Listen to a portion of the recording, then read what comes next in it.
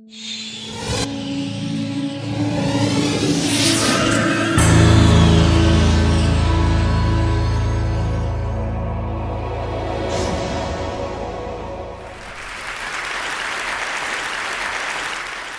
everyone.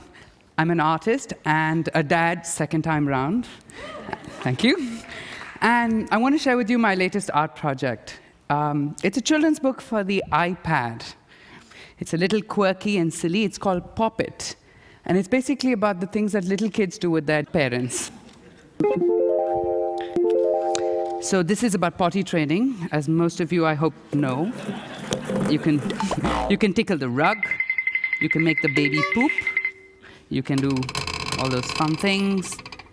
You can burst bubbles. You can draw, as everyone should. But, you know, I have a problem with children's books. I think they're full of propaganda. At least an Indian trying to get one of these American books in Park Slope, forget it. It's not the way I was brought up. So I said, I'm going to counter this with my own propaganda. If you notice carefully, it's a homosexual couple bringing up a child. You don't like it? Shake it. And you have a lesbian couple. Shake it, and you have a heterosexual couple. You know, I don't even believe in the concept of an ideal family. I have to tell you about my childhood. I went to this very proper Christian school taught by nuns, fathers, brothers, sisters. Basically, I was brought up to be a good Samaritan, and I am. And then I'd go at the end of the day to a traditional Hindu house, which is probably the only Hindu house in a predominantly Islamic neighborhood.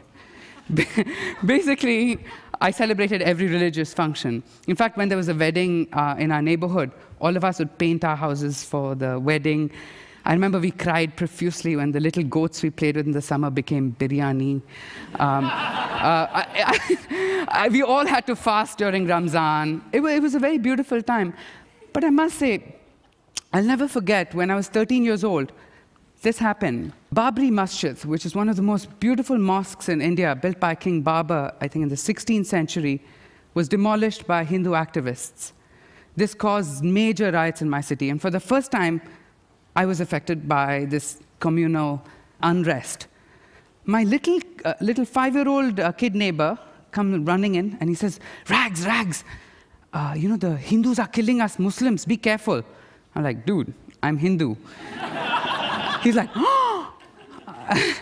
You know, my work is inspired by events such as this.